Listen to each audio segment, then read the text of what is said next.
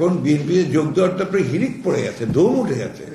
কারণ হচ্ছে যে বিএনপি এখন একমাত্র দল যারা জনগণ মনে করছে যে সামনে সরকার গঠন করতে পারলে তারা দেশে সত্যিকার অর্থেই একটা গণতান্ত্রিক একটা পরিবেশ তৈরি করতে পারবে এবং অর্থনীতি সমৃদ্ধ হবে।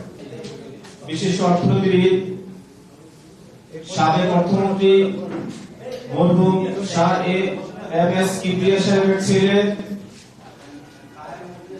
গণ অধিকার পরিষদের প্রতিষ্ঠাতা চেয়ারম্যান ডক্টর রেজা কিবরিয়া সাহেবের বিএনপিতে যোগদান উপলক্ষে আজকের এই অনুষ্ঠানে ইতিমধ্যে এসে উপস্থিত হয়েছেন বিএনপি সংগ্রামী মহাসচিব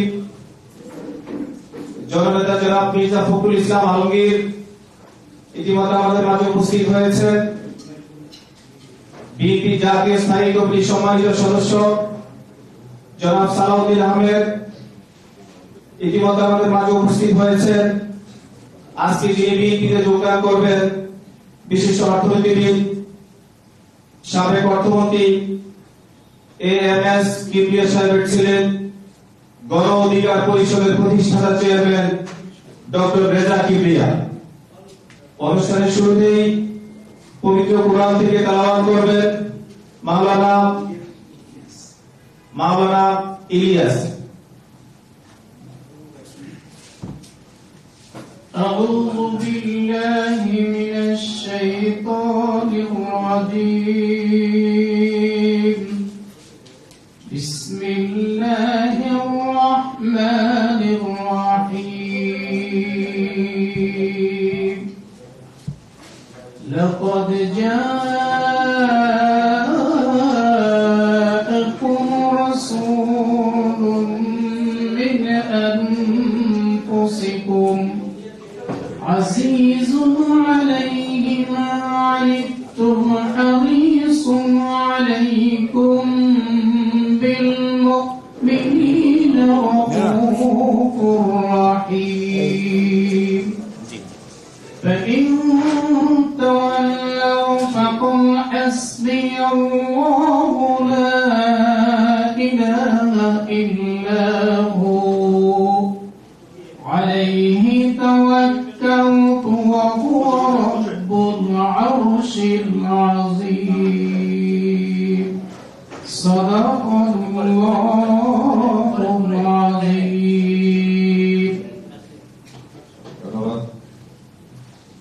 এখন আপনাদের সামনে বক্তব্য রাখবেন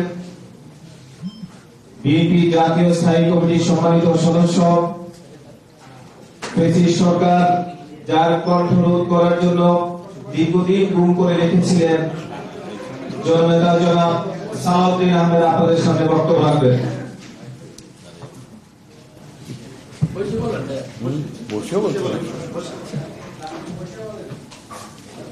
বিসমিল্লাহির রহমানির রহিম। আজকে যোগদান অনুষ্ঠানে উপস্থিত সম্মানিত বিএনপি জাতীয়তাবাদী দলের সম্মানিত মহাসচিব জননেতা জনাব মির্জা ফখরুল ইসলাম আলমগীর, যোগদানকারী, আমরা ডক্টর রেজা কিবরিয়ার বিস্তারিত পরিচয় দেওয়ার প্রয়োজন আছে বলে মনে করি না। তিনি একজন প্রতিষ্ঠিত অর্থনীতিবিদ, বাংলাদেশের রাজনীতিতে অত্যন্ত পরিচিত, গণ অধিকার পরিষদের সাবেক প্রতিষ্ঠাতা আহ্বায়ক, জাতীয় রাজনীতির ক্রান্তি লগ্নে তিনি ফ্যাসিবাদ বিরোধী আন্দোলনে অত্যন্ত গুরুত্বপূর্ণ ভূমিকা রেখেছেন এবং আন্তর্জাতিকভাবে তিনি খ্যাতি সম্পন্ন একজন অর্থনীতিবিদ, সাবেক IMF এর একজন সিনিয়র কর্মকর্তা। আমরা বাংলাদেশের রাজনীতিতে মেধাভিত্তিক, প্রযুক্তি নির্ভর এবং অগ্রচিন্তার মানুষদেরকে নিয়েই বাংলাদেশের আগামীর ভবিষ্যৎ এবং রাজনীতি বিনির্মাণ করতে চাই। আমাদের 31 দফার মূল বক্তব্য তাই এবং রাষ্ট্র কাঠামোর প্রয়োজনীয় গণতান্ত্রিক সংস্কারের জন্য আমাদের প্রয়োজন অনেক মেধাবী নেতৃত্বের, প্রতিভাবান মানুষদের, যারা জাতীয় অর্থনীতি এবং গণতান্ত্রিক সংস্কারের জন্য যথেষ্ট গুরুত্বপূর্ণ ভূমিকা রাখতে পারবেন এবং এই প্রক্রিয়ার মধ্য দিয়ে আমরা একটি অর্থনৈতিকভাবে সমৃদ্ধ এবং গণতান্ত্রিকভাবে একটি আমাদের স্বপ্নের প্রত্যাশার বাংলাদেশ নির্মাণ করতে পারব। সেই প্রেক্ষিতে জনাব রেজা কিবরিয়া বাংলাদেশ জাতীয়তাবাদী দলের পতাকা তলে যোগদান করার, জাতীয়তাবাদী দলে যোগদান করার ইচ্ছা প্রকাশ করলে আমরা সেটাকে আন্তরিকভাবে স্বাগত জানিয়েছি। আমি বেশি কিছু বক্তব্য না দিয়ে শুধু আশাবাদ ব্যক্ত করব, আমাদের এই গণতান্ত্রিক যাত্রায় যেটা আমাদের মূল লক্ষ্য, জাতির অর্থনৈতিক মুক্তি এবং গণতান্ত্রিক সমৃদ্ধশালী একটি বাংলাদেশ নির্মাণের জন্য আমাদের এই ধারা অব্যাহত থাকবে। আমি এখন তাকে স্বাগত জানিয়ে বক্তৃতা দেওয়ার জন্য আমি এখন বাংলাদেশ জাতীয়তাবাদী দল বিএনপিতে যোগদানের জন্য যিনি এখানে উপস্থিত হয়েছেন, ওনার ইচ্ছাকে আমরা সাধুবাদ জানিয়েছি। আমি এখন আহ্বান করব তিনি তার বক্তব্য প্রদান করবেন। ডক্টর রেজা কিবরিয়া। ধন্যবাদ সালাউদ্দিন সাহেব। মাননীয় মহাসচিব এবং উপস্থিত সব জার্নালিস্ট, আপনাদেরকে ধন্যবাদ, আপনারা আসছেন এই অনুষ্ঠানে। আমি বিএনপিতে যোগদান দিতে খুবই গর্বিত। এই দলটার ইতিহাসটা হলো গণতন্ত্রের ইতিহাস। দুইবার তারা গণতন্ত্রকে রক্ষা করেছে ফ্যাসিবাদী আওয়ামী লীগের থেকে। একবার শেখ মুজিবের গণতন্ত্র ধ্বংস, আর শহীদ প্রেসিডেন্ট জিয়াউর রহমান ওটাকে রক্ষা করলেন। আর 2 নম্বর শেখ হাসিনা জেনারেল এরশাদের গণতন্ত্র ধ্বংস, এবং আমাদের বেগম খালেদা জিয়া, তিনি এখন অনেক অসুস্থ, সবাই দোয়া করবেন ওনার জন্য, উনি আবার এটা রক্ষা করলেন। এটা একটা ঐতিহাসিক ভূমিকা। একটা দল 2 বার বহুদলীয় গণতন্ত্র রক্ষা করেছে। আমি ইতিহাসে এরকম কোন উদাহরণ অন্য কোন দেশে দেখি না। এইসব কারণে আমি বিএনপির প্রতি আকৃষ্ট, এবং শহীদ প্রেসিডেন্ট জিয়াউর রহমান আমার আদর্শ। উনি ওনার সাহস, ওনার ব্যক্তিগত, ওনার চরিত্র, ওনার সততা, এগুলো এখন মানে সবাই এখনো গল্প করে এটা নিয়ে। এত বছর পর মানে মানুষটি কি কোয়ালিটি ছিল যে এত বছর পর গ্রামের লোক ওনার কথা বলে যে এরকম মানুষ আর বাংলাদেশে জন্মাবে না, হয়তো জন্মাবে না আরো 1000 বছর, আমি জানি না। কিন্তু আমরা মনে করি যে বিএনপি এখন যে নেতৃত্বে আছে এবং যারা আছে বিএনপির সিনিয়র নেতারা আমাদের দেশের নতুন প্রজন্মকে তাদের সব স্বপ্ন পূরণ করতে পারবে। তাদের যে ভিশন দেশের জন্য, এটা আগের ভিশন না। অনেক কিছু বদলে গেছে। আমাদের অ্যাক্টিং চেয়ারম্যান, রাইট, ভারপ্রাপ্ত চেয়ারম্যান তারেক রহমান সাহেব, ওনার যে রক্ত এটা কোন কোয়ালিটির আপনারা একটু চিন্তা করেন।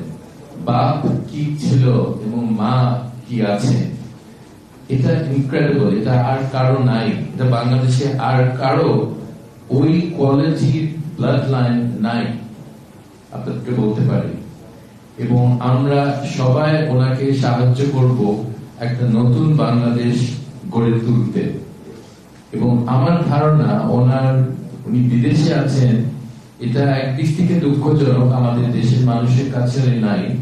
আরেক দিক থেকে আমি এটাতে খুশি যে উনি বিদেশের সব কোয়ালিটি, সব প্রশাসনিক সব জিনিসগুলি উনি দেখছেন, শিখছেন, এবং সেইগুলি বাংলাদেশে উনি আনবেন, আমি এটা আশা করি।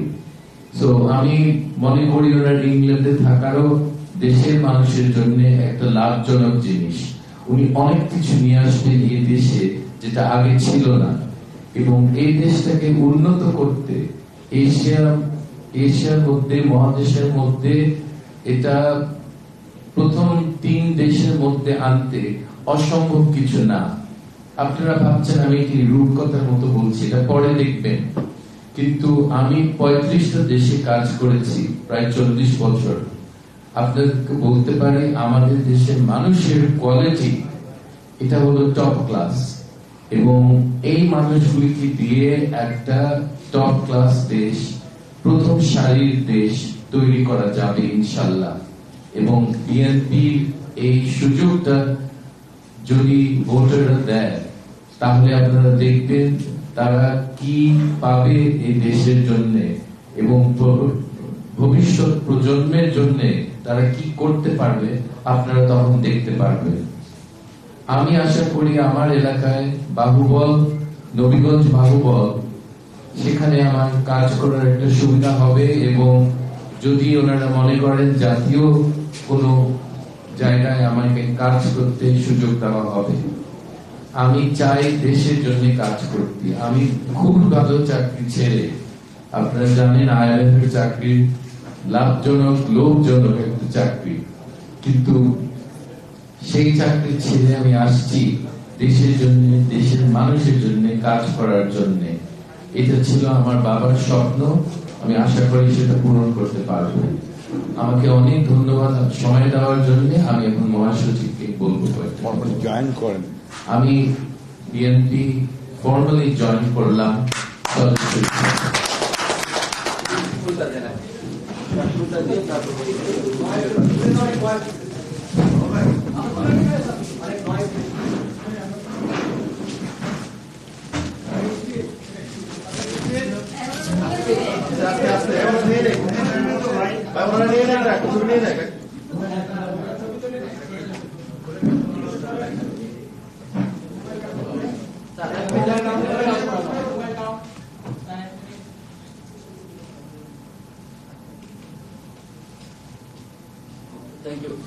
ধন্যবাদ। আমাদের তরফ থেকে উনি যোগ দেওয়াতে আমরা পুরস্কার